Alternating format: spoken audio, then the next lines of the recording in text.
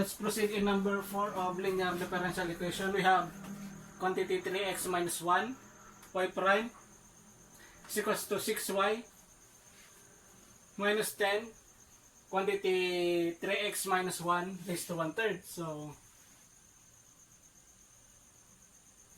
y prime is dy over dx. So we have bracket 3x minus 1 dy over dx is equals to 6y minus 10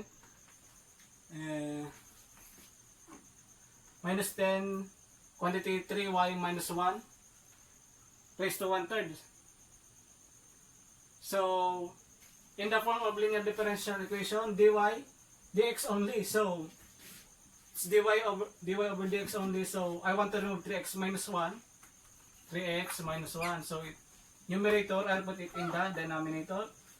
Then multiply it to the whole equation. We have dy over dx. So this is, when you multiply 1 over 3x minus 1 in this term, this will be deleted. Dy over dx is equals to, so multiply 6y over 3x minus 1 minus 10 3x minus 1 raised to 1/3 minus 1. So this is exponent 1. So law of fraction. So 3x law of fraction is going to become negative 10 3x minus 1 raised to 1/3. So law of fraction,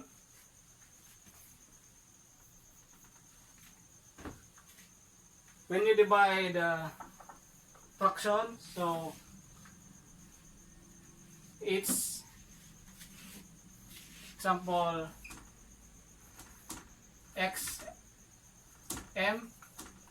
xn, so it will become x m minus n. So m is 1/3 and n is 1. So this will become nx is 3x minus 1. So that's why it become 3x minus 1 1/3 raised to 1/3 minus 1. So the solving equation will be dy over dx. So transpose this to the left side, it will become negative minus 6y over 3x minus 1 is equal to negative 10 quantity 3x minus 1. So this is a fraction, so you can input this in your calculator. It will become negative 2/3. So remember, the p is, remove this y. So p is negative 6 over 3x minus 1 and q is negative 10 3x minus 1 raised to negative 2/3. So you are already finished in the first step. So we'll now solve for the second step. This is the second step. So integral of p function of x. So we have integral of negative 6 3x minus 1 dx. So negative 6 is constant, put it outside, negative 6 over dx over 3x minus 1. So this is a u. So you can compute this for u, du over u. So basic integration of du over u. You can completely solve it by let u is equal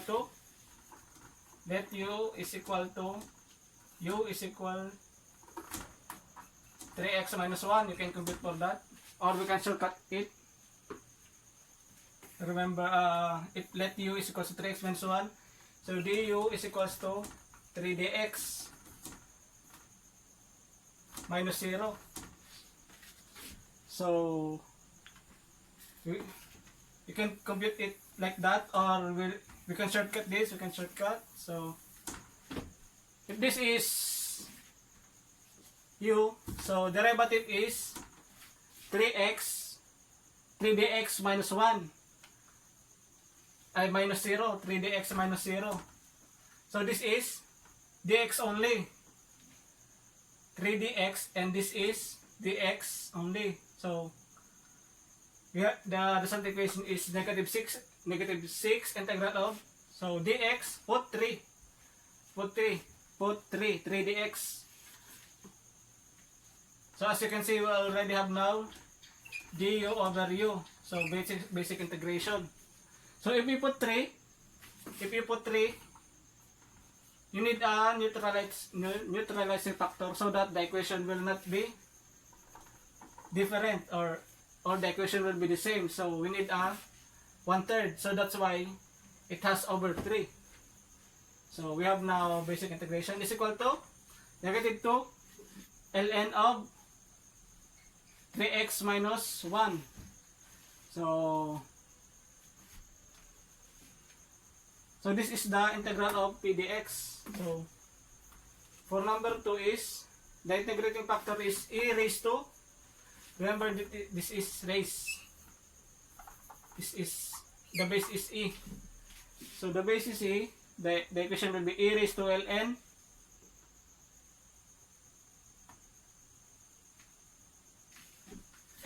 e.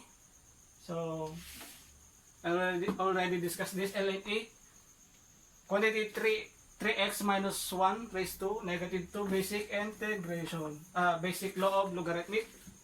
So this will be cancelled. So integrating factor is 3x minus 1 raised to negative 2. So remember this. And this q. So remember that.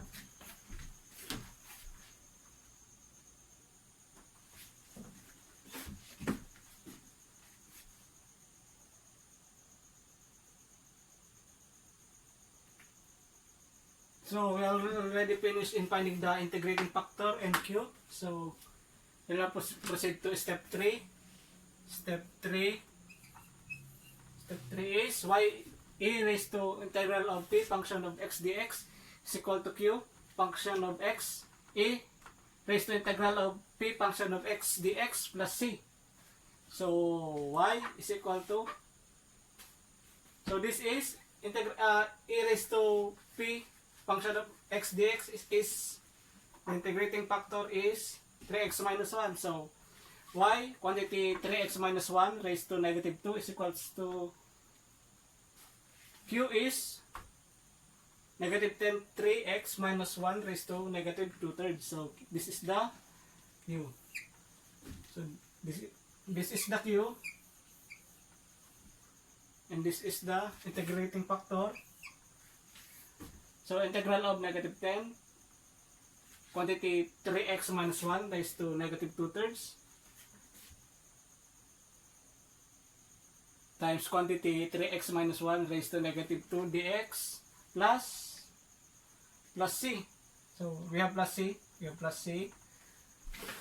So let's focus first on this integral. So let's focus. So this is a integration of a power. This is an integration of a power. This. But before that, we will simplify. So law of fraction. Same base and the exponent. So negative 10. So negative 10 is constant. Put it outside. So negative 10 integral of 3x minus 1. So law of exponent, you add this. So negative 2/3 minus 2. So negative 2/3 minus 2 is 2 times 3 times negative 2 is negative 6, minus 2 is negative 8 over 3. So let's proceed to step 3. So y y quantity 3x minus 1 raised to negative 2 minus 10 integral of 3x minus 1 raised to negative 8 over 3 dx plus c. So this is a integration of a power. So y quantity 3x minus 1 raised to negative 2 is equal to, so negative 10. So integral of power is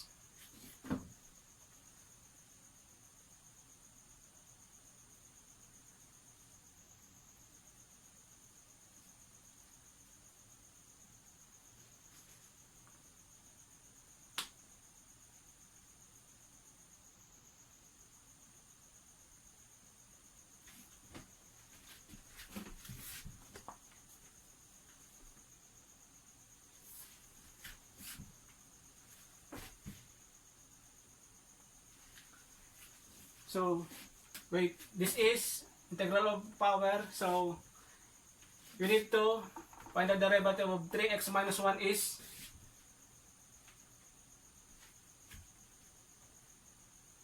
three dx. So this is 3 dx.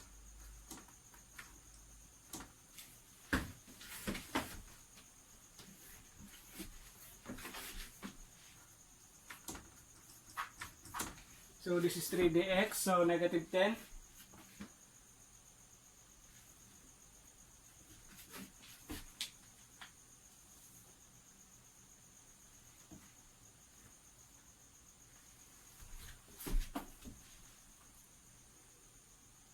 So we have an integral of a power, so 3x minus 1 is, derivative of this is 3 dx. So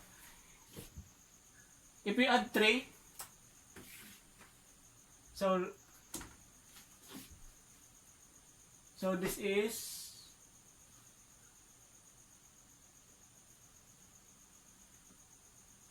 this is only dx. So you add 3, you need a integrating factor of 10 over 3. So we have now a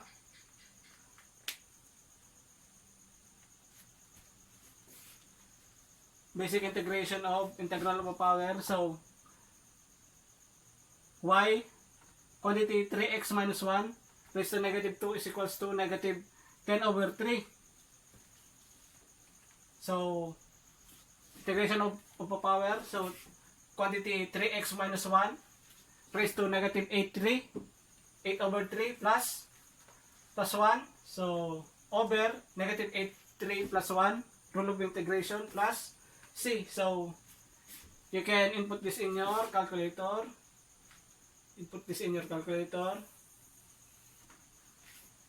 So the equation will become y quantity 3x minus 1 raised to negative 2 is equal to 2 quantity 3x minus 1 raised to negative 5 over 3 plus c. So you can remove this by multiplying the equation by 3x minus 1